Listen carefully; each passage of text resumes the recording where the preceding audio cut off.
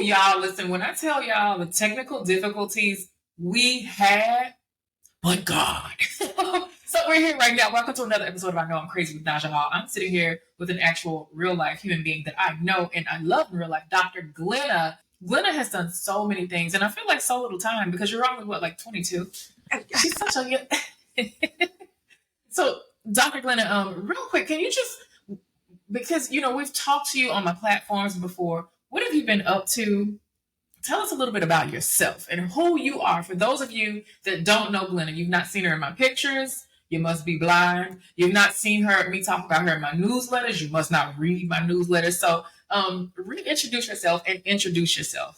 Yes. So my name is Dr. Glenna. I am a mental health therapist. I have a private practice in Torrance, California, where I specialize in anxiety-based disorders, emotional abuse recovery. Basically, I help people figure out what happened that got you off track and help people restructure their entire lives. I have done a lot of really cool things. I'm a social worker through and through, bachelor's, master's, doctorate, licensed clinical social worker here in the state of California. In that, I have done all types of speaking engagements for churches, for, of course, mental health agencies. I have done a gabillion wellness workshops. It is insane. I have what's called the Vault on my website. During quarantine, I taught a 1 hour, 60 minutes of fresh content every single week for a year. There are 52 different topics that you can go and purchase the replay. I was on one of them, y'all. And the link will be below, by the way. The link will be tagged below. The link will be tagged below. I have had contracts with multiple agencies, the Pancreatic Cancer Association of America, just African American Association of San Jose, where I have been teaching for years wellness workshops to their staff, to the community. So that's also something that I do. Of course, speaking engagements, you call me, I'm going to get on the mic, I'm going to talk because I love talking to people. So I've just been able to do a lot of cool things. But my bread and butter, my absolute favorite, which I'll probably be 97 with a cup of coffee talking about come in my office, is one-on-one therapy. I am currently taking new clients. That is my favorite thing to do, to work with people one-on-one and watch people's lives change over the course of our time together. Chef's kiss. Absolutely. Interesting question for you, because how long have you been doing this now? How long have you been doing this now? I have been in the field of human services over 20 years. Ooh. I have been in mental health specifically about 15 or 16 years. Okay. In March of 2025, that makes 9 years of private practice. So we have a lot of practitioners come on here and talk to us, and I like to know, what trends have you seen? Because society has changed from when you were a wee babe and starting out to doing this, and the needs of society has changed. Are there any particular upticks that you're starting to see that you could have never imagined when you first started doing this work? The use of psychological language in social media, and how it gets into the community, and the language gets into like lay people, non-professional people's language. Sometimes it's accurate, and sometimes I'm like, ooh, excellent boundaries, good to see. Other times it is dead wrong. And it is like, everybody is not a narcissist and everybody is not an empath. If you call yourself an empath, because everybody is not an empath, what I would perceive when I see people say, oh my God, I'm an empath, I'm like, girl, you have poor boundaries. Yeah. Or sir. So what the people that think they're empaths, and no shade to those of y'all that think you are, I'm sure you are.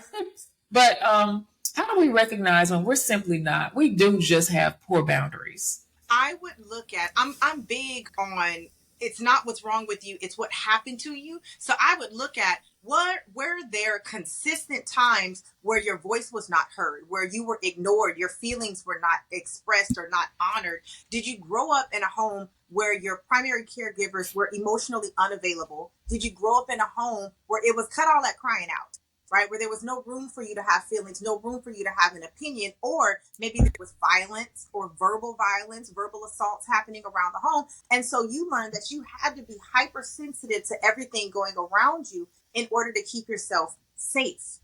A lot of people who believe that they're empaths now are people that have become hypersensitive to their surroundings, and now they study the facial expressions and the movements of everybody in order to predict what's going to happen so they can keep themselves safe. Ooh. You have to be hypersensitive to the emotions, actions, feelings, and almost learn to predict the thoughts of others so that you can be safe. Because you didn't have like a care person, a caretaker that didn't keep you safe? So essentially, people whose primary caregivers were inconsistent. So maybe they weren't always super loving, or maybe they would come home yelling, or maybe there was violence, or you just didn't know what the punishment was going to be. You did something, and one day it was like, don't worry about it. And the next day, you got food taken away from you for days at a time. I don't know. But essentially, you didn't know what to expect. And so the only way that you could feel calm and feel safe is if you can look around, be like, okay, I see mom's facial expression. She got that furrow on her brow. She ain't happy tonight. So let me relax. Let me fall back. Let me stay in my room. Let me be a good child. Let me be a good child. Yes. Yes. So in order to prevent myself from being yelled at. So you might not necessarily be empathic. You might have some unhealed trauma that needs to be worked out. How do you tell somebody that has built like a whole career? I know people that have built whole careers and platforms and communities on being empathic. How do you approach that? And I'm sure they would have to come to you. You're not just going to go and volunteer it, but correct. And that's not to disrespect people that are empaths. Right? That's not to disrespect people that do have different types of gifts, clairaudience, clairvoyance, and all types of things. That's not to disrespect people that actually do have that experience. What we notice as clinicians is that the trend is a certain word or a certain phrase will get into the community and people will run with it. It's trendy now. Yeah. Oh, yes. God. Glenna, we're going to have to, the past few episodes have been on the N-word, and we're going to have to, this is what you do. Like, you're also an expert at this. I want to talk narcissism because that's another very trendy word that's thrown out everywhere. And at this point, you guys, you've listened to all of these episodes. We had all these experts come and talk. Dr. Glenna has come and talked to us about this before. But as a refresher, I want to talk about, because I know it's a disorder and there's a spectrum. So people can have narcissistic traits, especially teenagers, especially toddlers. So I feel like they're little sociopaths. But I want to talk about what a narcissist does not make. If he doesn't call you back, that's not necessarily meaning he's a narcissist. What are some of the common traits that get mistaken for narcissism? Which sometimes you're just being like an asshole human being. Okay. I will say that, let me start with this. I always explain narcissism from this perspective, right? So we've all seen The Wizard of Oz. The Tin Man is strong and big on the inside and hollow on the outside. Hollow on the inside, big and strong on the outside, right? The Tin Man requires oil frequently. If they go too long without oil, then they'll dry up and they'll rust and they're no good. Okay. And I just saw The Wiz on Broadway, so this is fresh on my brain. Exactly. The narcissist looks big and hard and impenetrable on the outside. On the inside, they're hollow. They don't have a sense of self. They don't have self-esteem. They don't have love for themselves. They are hollow on the inside. The narcissist thrives on supply. That's their oil. They need a constant flow of supply on a consistent basis. They will take your negative attention or your positive attention. It doesn't matter. They'll take you smiling. They'll take you crying. They'll take you angry. They'll take whatever emotions you give because they are hollow on the inside. So when we think about narcissists, we're thinking about people whose intention is to manipulate and control to confirm that they will always have supply. From that perspective, if they don't call you back before they go to sleep, that's not narcissism. On one hand. Okay.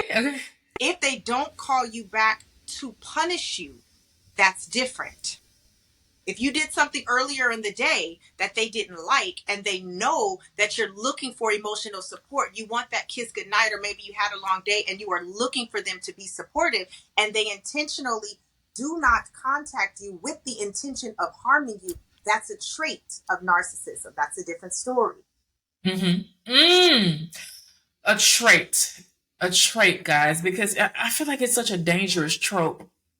A person that's not trained, not licensed, not a clinician, to all of a sudden start throwing that word. Now, I have to ask, because we have some people that feel very strongly that they've had an experience with a narcissist. Perhaps they've co-parented, or they've divorced a narcissist or a person with those traits, but they are not a trained clinician. However, they feel very strongly like, oh, I've had these experiences and I've read some of the DSM, so I feel like they fit this. And we see a lot of people with very popular platforms and huge communities. How do I ask this question in the right way? Because I feel like a lot of them are onto something. But then a lot of people are very hurt. Like a lot of us coaches became coaches because we were very hurt and we learned an area of expertise. I'm one of them. But I know my lane and I know not to start labeling people with things. How do we know when we're not ready to coach and to lead people in areas that have been defined for clinicians, like calling people borderlines and narcissists? How do we know that we should not do that? Friend, because I want the people to be informed. It's my job to inform. Okay. I'm trying to figure out how to. There's a thing called Dunning-Kruger effect. It basically is like a person reads a little bit about something and they believe that they have a larger knowledge of it. And on the what's that called? Because I got that. I got that shit. I be doing that all the time. Dunning-Kruger. Dunning-Kruger. I think. Dunning. Okay. Right. And what happens is people will read a little bit and they're like, oh my God, I can speak on it because I know. And then what happens is the people who have read a lot of it about it are very humble about it because we understand that there's such a vast knowledge that there's so much that we don't know. The more that you read, it's like the more that you learn about space, the more you realize how much is out there. The more you know, the more you realize you just don't know. You just don't know, right? A parcel of it, a particle. In terms of a person that is coaching, and for the record, I always liken life coaches and clinical therapists to massage therapists and chiropractors. Both are valuable, right? There are times where I don't need to see a chiropractor. I need to go to a massage therapist. And there's times where going to a massage therapist is great, but I need to go to a chiropractor, right? And so I liken coaches and clinicians the exact same way. Like there's absolute value in working with a coach and there's absolute value in working with a therapist. But if you're going to be a good coach, you do have to have a level of self-awareness so that you can separate, this is my hurt, these are my feelings, this is my experience from the other person's experience. And be able to say, I went through something similar. You might be able to relate to what I went through. You might not. You might have a completely different outcome than what my experience is. So just like clinicians, it just takes a high level of self-awareness to be honest with yourself about, okay, where am I? And am I really in a position to provide good services? Okay. I feel like that was a really good, canned, safe answer.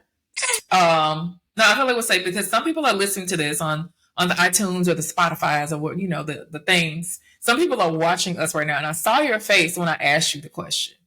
And I want y'all to go to YouTube and look at her, rewind this part right here, because when I asked her, frankly speaking, I see coaches going off into lanes and starting to diagnose. I feel as a coach that I've been experienced enough in these past 10 years to recognize particular disorders. However, as a coach, I do not even pretend to go near diagnosing because that ain't my lane. Like I'm really good at taking up the big space in my lane that I take up. However, when a person builds a platform off of diagnosing borderline personality, for example, we had a guy and I absolutely loved him. One of my favorite guests, Brian Barnett. He was on the podcast a few years ago. He caused a whole bunch of issues and they came at him on Reddit because he claimed that he had cured himself of borderline personality disorder. He had also diagnosed himself with BPD. I don't think he ever got an official diagnosis, but everything in his life led him to believe that. And he cured himself and he built this huge platform. I haven't spoken to Brian in years. I would love to have him back. But so many people refuted his claims because he shared that he'd never gotten a diagnosis and he was helping people through BPD. When we see people like this come up, saying, oh yeah, I help you deal with a narcissist. I help you deal with a borderline. If your loved one is schizophrenic, I'm an expert at helping you deal with that. I want this to be for the public. I want to educate the people. Where should they not place their hopes in the human being that they're getting the information from? When do they know to say, no, now I'm not safe because this person really doesn't know what the hell they're talking about. This is the blind leading the blind and we all going to hell in a handbasket. This is when it comes to lay people's understanding of the different disciplines. So a psychiatrist, a licensed clinician, a psychologist, just understanding anything, any of us licensed clinicians, and license means there's a license board in your state. In the state of California, it's the Board of Behavioral Sciences. In every state, there's a different licensing board that holds our license that we have to answer to. Those are the only people that legally can diagnose and treat major mental illness. So you can buy the DSM in Barnes and Nobles, but Amazon, they got one off Amazon, I think. You can, but knowing how to read it and knowing what it looks like on an actual person is one thing. Knowing how to treat it is another. Only licensed clinicians are trained on how to treat these things. Now, when we're talking about addressing the person that is adjacent to the person that has the mental illness, so if you feel like of narcissism, that's a different story. Then that's when we get into what I specialize in, which is emotional abuse recovery. And so if you've been a victim of these things, or even if you've experienced emotional abuse, then a licensed clinician, again, can coach you and work with you through it. When you work with the coach, it just depends. But a coach has a responsibility to recognize, hey, this is outside of my scope of practice, and you need to be talking to a licensed clinician. So when would that happen though? Because a lot of coaches do listen to this podcast, and they legitimately might not know, because for us coaches, there is no governing body. There is no licensure that we can get by the state. There's people that charge you $20,000 to call yourself a coach, but anybody could literally slap that name on in front or behind the name, build a website tomorrow, and be a coach. So when would a coach know I should stop here and refer my client out? We're talking to the coaches here. Is if a person is exhibiting signs of a mental illness. Like if you're talking about something and it's not resolving, there's probably an underlying mental illness. There's probably an underlying disorder that is not going to be addressed through coaching. And so if you're addressing something and you're not seeing progress in a certain area, and I don't mean slow motion, right? Slow motion is still motion. I'll take it. But I mean, like, you're addressing something and they come back and they're like, I'm still worried about it. I'm still thinking about it. Or I'm still depressed. I'm still having trouble getting out of bed. I'm still not eating. It's like, oh, this is not about this acute circumstance. There's something underlying that you need to be working with somebody that specializes in treating disorders. Okay. Now you help people with emotional abuse recovery. And I always like to know, every clinician, every helping person, why? Why were you drawn to this particular niche of therapy? The short answer is the same reason why I became a social worker. I don't like seeing people get stuck in bad situations. That's the basis of it. And so when I see a person that has been hurting and they're walking around, they still got to get up, go to the grocery store, go to Target, like ain't nothing. Raise kids, like exist. Yes, exist. And they're walking around hurting. I'm like, hey, there's an answer for that. Right? We can untangle that, like yarn that gets tangled up, we can untangle that. I can sit with you. I can hold hope for you. I can be empathetic with you. I can give you vocabulary to teach you that these things that you've been through, you are unique as a person, but some of this stuff is universal. So let me give you information and let me sit with you and help you to, see life on the other side. Okay. I do want to jump over and talk about relationships, because I told people you were coming on the podcast, and it's like all the girls, especially the girls, were like, oh my God, can you ask for this? Because I was like, what do y'all want me to ask Dr. Glenna? But I want to talk first about your shirt. What does it say? Therapy is a lifestyle. Okay, but it is. Tell me about that. What does that mean? And then we're going to jump into the relationship conversation, y'all. Therapy is a lifestyle, something I created. Therapy is a lifestyle is the idea of addressing your mental health before it becomes mental illness. So it is the idea of being very intentional about addressing 5 areas of your life: mental, physical, relational, spiritual, and financial. Thank you. Yes. Okay. Addressing those 5 areas of your life very intentionally to create a lifestyle that you really want. It's the idea that going to therapy is not just some event that you do, periodically, or when you are in complete distress, but you incorporate therapeutic techniques into every area of your life to create the lifestyle that you really want. Not necessarily therapy like sitting down talking to somebody twice a week or once a week, but therapeutic techniques like meditation, not beating people up, like what? Even emotional barriers that prevent you from advancing financially. So looking at your emotional relationship with money, what do you believe about your self-worth, which could be addressed in one-on-one therapy, but it's an intentional look at, I don't believe I deserve to have nice things. So when I make an extra amount of money, I'm going to spend it to keep myself at a financial deficit. Why? What's happening emotionally? What happened in your family of origin? Let's talk. Oh shit. Oh, I mean, y'all know I'm trying to clean up. Okay, so some of this has some stuff to do with co-parenting because that's been the crux of what I talk about, but it's also relational. Hey Naja, thank you so much. I really love Dr. Glenna's page. I'm gonna skip all this stuff. I'm gonna just read the meat of it. My husband's ex-wife, aka the mother of his children, they have 2 kids together. My stepdaughter is 8, my stepson is 17. She calls him at least 3 or 4 times a day. This has been happening for years now. She recently got married and had another baby. Her baby is 2 years old.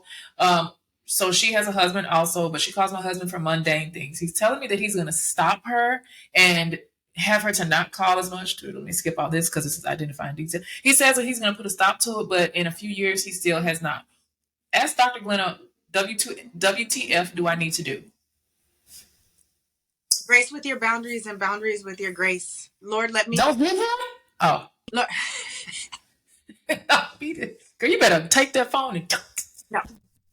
Okay. I said, have grace with boundaries with my grace. So we want to have grace with our boundaries, as in, I don't want my boundaries to be so tight I don't have grace for anything. Okay, she got a question, call. But I don't want my grace to be so loose that I have 0 boundaries. So, sir, I need you to have some boundaries with your ex-wife. And also, the origin of this conversation has to start with, this is your home. This is, sir, you are the umbrella for this household. And you are covering this woman. And if you guys have any children together, including, the child from the previous marriage. But, sir, your responsibility is to this home. And if you are actively doing something that is causing distress in this household, you are out of order. And so the origin of the conversation is like, hey, I need us to be on the same page in terms of what makes me comfortable, in terms of the nature or the frequency of the communication that you're having with any woman, ex-wife, cousin, mama, coworker, any woman.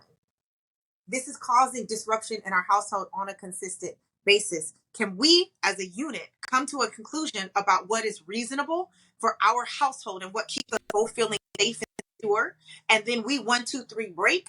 And then we go stand at the podium and make an announcement to everybody outside of our household about what's going to happen and what's not going to happen. First, we do it verbally, and then we do it with our actions. The next would be, sir, why are you having difficulty implementing this? What's happening for you that you're having difficulty implementing this boundary with your ex-partner when your current partner takes issue with it? What are some theories on why? Because she says this is years of her begging, pleading, crying, and his ex-partner has a new partner. So, the first thing I think is there some sort of weird codependency still happening? Is he afraid? Are the romantic feelings still involved? But what are some reasons why we can't see a man? I'm just going to talk about the men because I get so many messages from women just like this. Why won't they just set the boundary and be like, girl, don't call me. Call Tyrone. That would be, for me, I'm like, ooh, that is so disrespectful to her current husband. That's my very first, like, there's a man in the house. I can't imagine 3 or 4 times a day. I can't imagine what you would even need to talk about. Like, I don't even know nobody that I call 3 or 4 times a day. Not any human being. Man, you talk a lot, but we don't talk like any human being. Like this was it seems unhealthy and it seems kind of weird. Girl, listen. But here's this is always my standard. If it upsets our household, that in and of itself is what makes it wrong. So it's okay, but weird to nobody else. But the fact that it's upsetting his current household, that's got to be the reason. Like, sorry, ex-wife, I know we've been doing this for years, but I can't continue this anymore because it's disrupting my current household. And if she's not a healthy person or an understanding person, she's going to say, oh, but this is how we've always done it. So I have your child. You don't love your child, because we see the kids get triangulated into a whole bunch of stuff. This is really good, guys. Like, what's a good response for that? You articulate it verbally and then with your actions. So to verbally say, we talk really frequently. I don't think this is necessary. Can you just consolidate some of these questions into a text message? I'm not going to be available to take your phone calls as frequently. I said it. And then I'm going to show you. So you can call me all day long and it'll be on silent. And I'll respond to one and you consolidate your questions. And then if we need to talk the next day, we'll talk the next day. I'm going to tell you and then I'm going to show you. Black people have been saying this for years. I can show you better than I can tell. We got white folks listen to this too, and they do learn the blackisms from listening to me. They sure do, and they know them. They know that you can cuss a motherfucker. They know. So this is all well and good because what I'm hearing is, hey, yeah, he needs to set boundaries. He needs to enforce them and show them. But we know if you're dealing with a high conflict personality, one that might be disordered or even not mentally well, the first thing they're gonna do is say, hey, well, you can't talk to your kid. You can't. You can't talk to your kid. So there's that. Speaking, and this, I have to ask this question. This is not something that's in the inbox, but I see this happening a lot. There's a lot of, and I would say the custodial parent that I'm referring here to would be the mother, because we see moms having more custody. Dads are getting 50-50 rights nowadays. They're asking for it, but typically we're seeing moms. So when I say the custodial parent, guys, in this instance, I'm just referring to the maternal parent. Now we see parents wanting their children to understand the experience of why the parents are not together. And sometimes I'll see parents overshare with the kids, like, oh, your daddy cheated on me with 8 women, or your mom had a boyfriend named Wazel. And at what point is it the child's damn business to know why mom and daddy broke up, to know should a child know exactly how much child support dad did or did not pay? What type of limitations should we put on the information we tell our kids? That is a question that the answer, you wouldn't even have to ask that question if you were talking about a person that was healed, because a healed person would be operating in their child's best interest, and they would understand there is no value in getting into the gory details about something that might sway the child's opinion of the other parent. There's no value in that. And so giving age appropriate information. Why did you and mommy break up? Because we loved each other for a long time and we got to the point where our lives were just different. We were just different people. When they're 27, why did you and mommy break up? Because we were both struggling with affairs, or she was struggling with addiction, or I was struggling with a porn addiction, or whatever. Right? But a 7-year-old, no, it's not age appropriate to go into the fine details of that. And a healthy, loving parent understands that there is no value in oversharing the information. The problem is that we're asking the question and we're expecting an unhealthy person to operate like a healthy person. An unhealthy is going to make sure that, let me sit down and show you this child support paperwork so you know how much I'm giving that other parent. An unhealthy person is not going to think about what is the value in giving this information to my child. What do you do if you're the parent that's being targeted? Like the child, and your son is calling you saying, Dad, mama said that you didn't pay her $672 last week. What do you do if you're on the receiving end of that? What's a healthy way to respond? Son, I'm so sorry that you are even in the middle of this. You are a child, and at no point should you ever be privy to this information. Don't ever feel like you need to relay this back and forth. I'm going to talk to the other parent directly.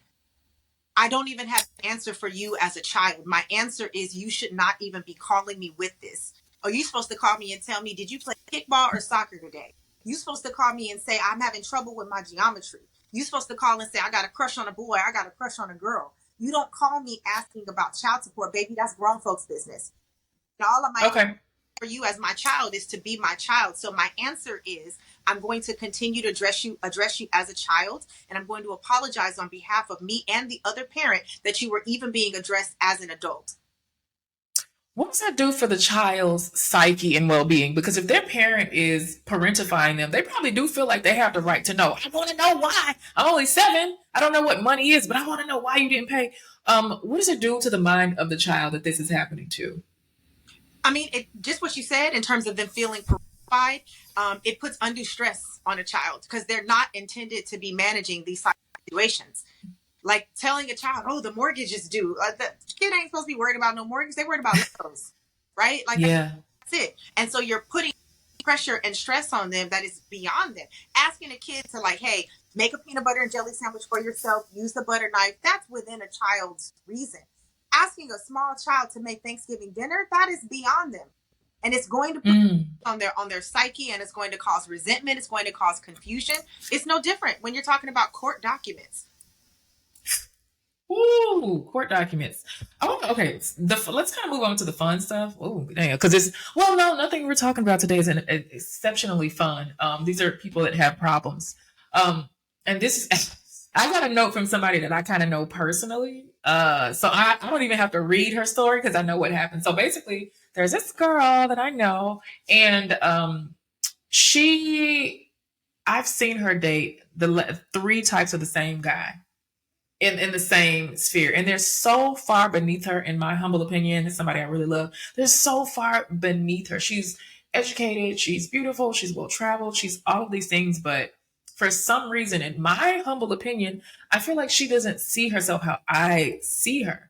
And so she was like, hey, can you ask Dr. Glenna why I keep running into the same types of dudes? So you got to say it because I can't say it to her.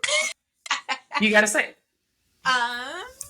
There are some unhealed things inside. And I want you to be hard. I want you to be like very harsh here. There are some inside of yourself. A, B. There could be some attachment wounds that are unaddressed and you don't even realize it. There are micro behaviors that you are doing and putting out to men, and they are manipulative men. I don't know what type of men, but a manipulative person. Trash.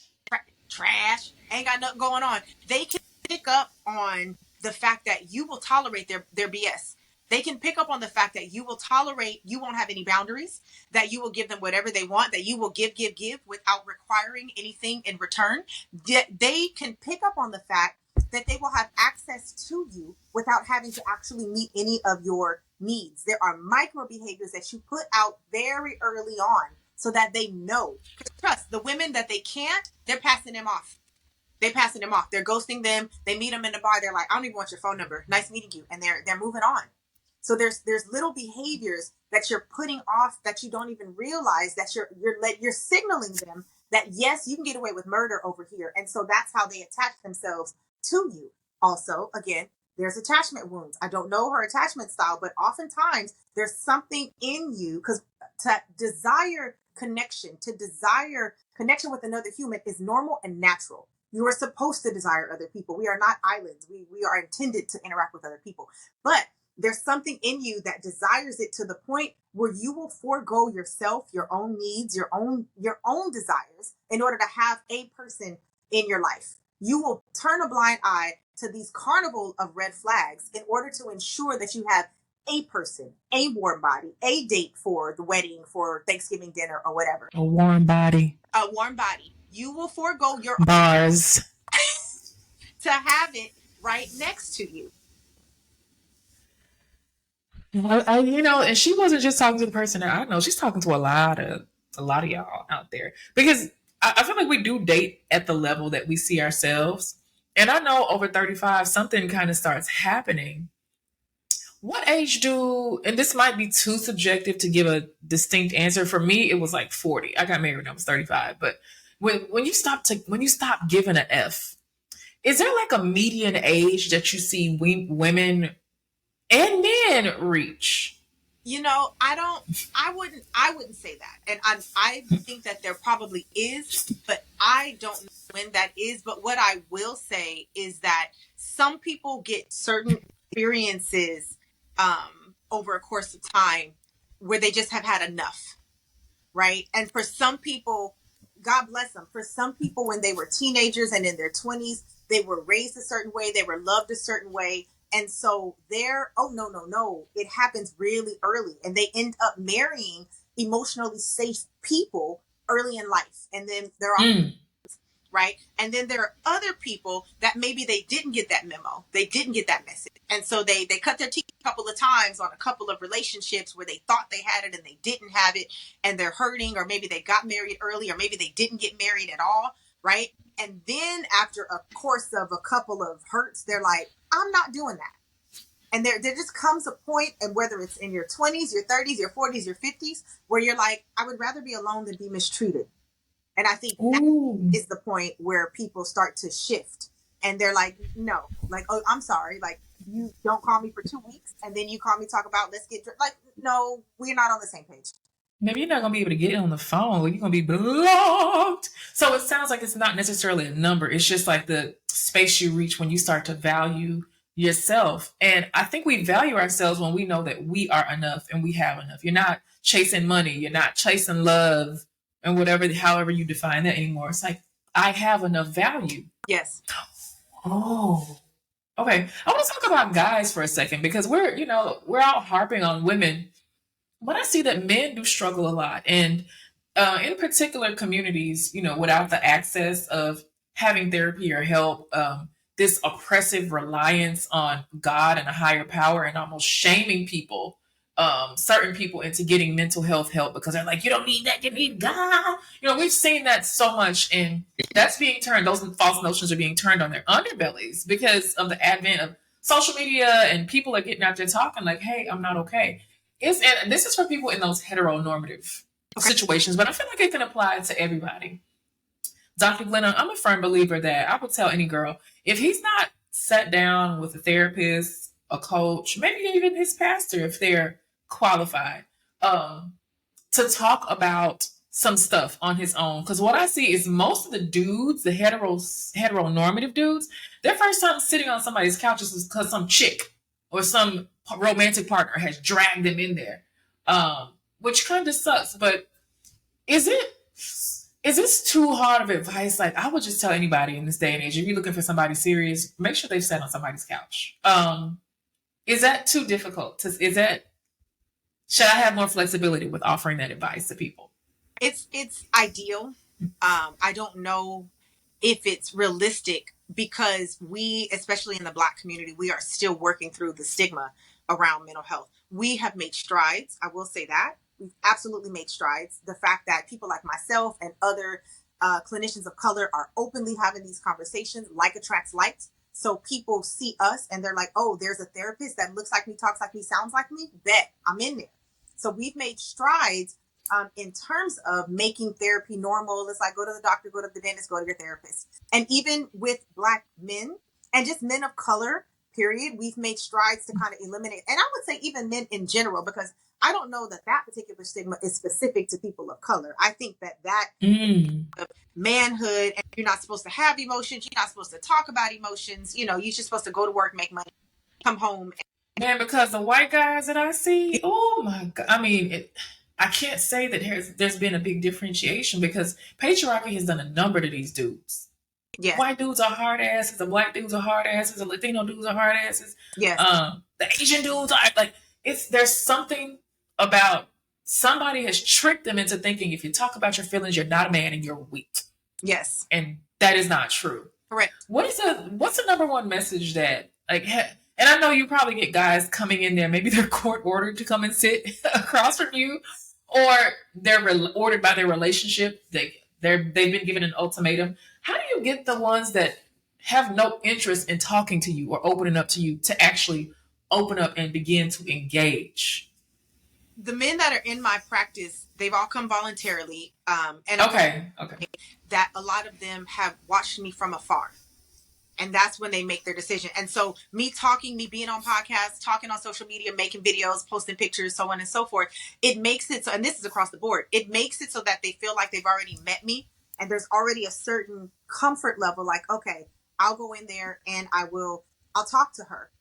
It does take a while sometimes before they really open up, before they really are comfortable, but trying to help them to understand that there's value in when you dump this and learn a new skill set. Like, I'm not telling you to not be strong. You do need to be strong. You can't be sitting up crying in the grocery store, because get your apples and move on. So I'm not telling you, but let's talk about, like, it doesn't have to be this complete, like, being stoic and just not saying anything. Tell me how you feel, articulate your needs, do it without punching a wall, and let me give you some other skills that can help you actually move forward. It doesn't have to be just complete silence and holding it in until you have a stroke or a heart attack. Because that's down the pipeline. That's literally, and I think that's been scientifically proven. You hold that in, it's going to come out and matriculate some sort of way in your life and probably in your arteries. Yes. As far as with the guys, though, because it's just so interesting. I love talking about, especially the dynamic with men and how they're perceived in today's society, and them pursuing love and stuff.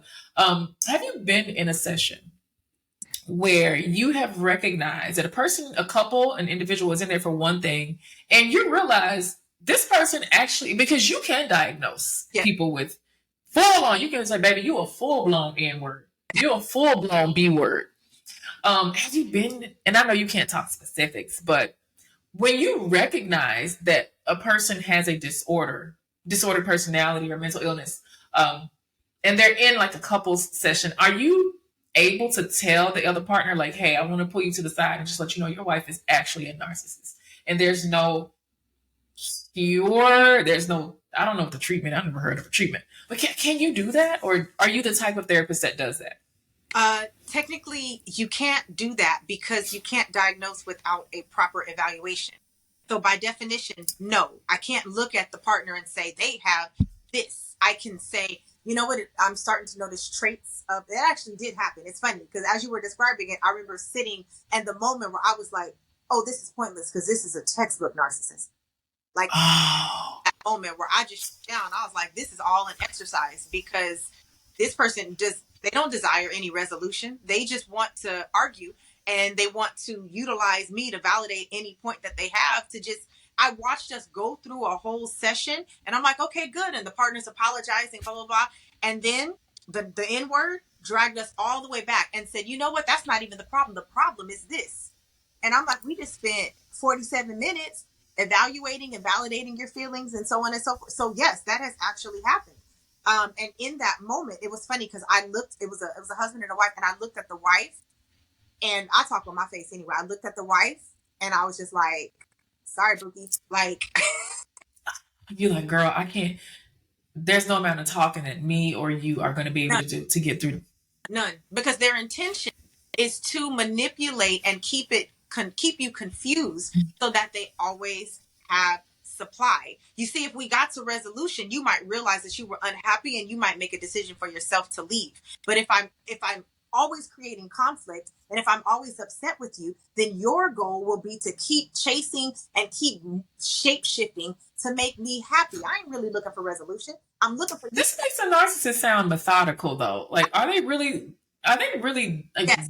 much smarter than other people? Or it's not, I wouldn't call it intelligence. I would call it intentional. They know that they are being harmful. They know that they are causing confusion because they realize if your mind is clear, you're going to make a clear decision about how you feel about this relationship, and it might not involve them. So I need to keep you confused. I need to keep you in chaos and in a cloud and constantly gaslit. And we see people do it to their own children, to their partners, to coworkers, to, oh God, we see it. Okay.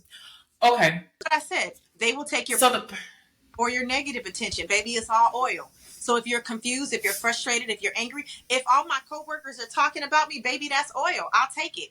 Keep talking about me. I could be famous or infamous. I'll take it. We see that a lot in celebrity culture. I'm sure you could probably sit in, politicians, certain celebrities, certain female rappers, certain athletes. They got a whole bunch of children. Like, we see that a lot in celebrity culture, which is probably why these people do rise to the top, because they play on that and they're not bothered by criticism like me or you. They eat it like cupcakes. Correct. Which is probably why they say it's best to just gray rock them and ignore them. I don't see you. I don't hear you. You're not. Correct. Cut off the oil. That is the way. Okay. I'll be like, baby, I'll go head up. What you want to do? We want to go back and argue. And I'm going to, you did this. I'm going to get you back. You're not going to get away. The best thing that you can do is leave in complete silence. And I mean silence. Living well is the okay. You want to can't cuss them out. You want to get them back. They want you to get them back because you're still thinking. In order for you to get them back, you had to think about them. That's oil.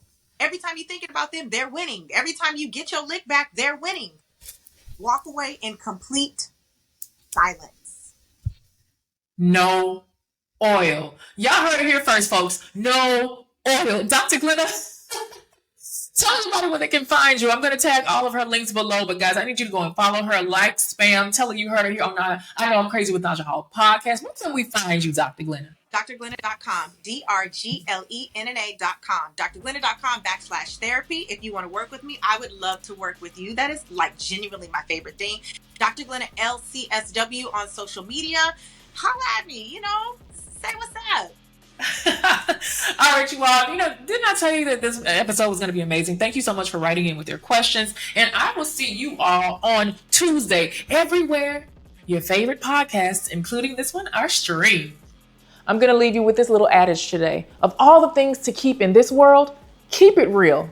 And be sure to like, tune in, subscribe, share, and follow. And definitely comment, because I'm trying to beat this algorithm. I'll see you all next time. And thank you so much for joining us. I know I'm crazy with Naja Hall. Me.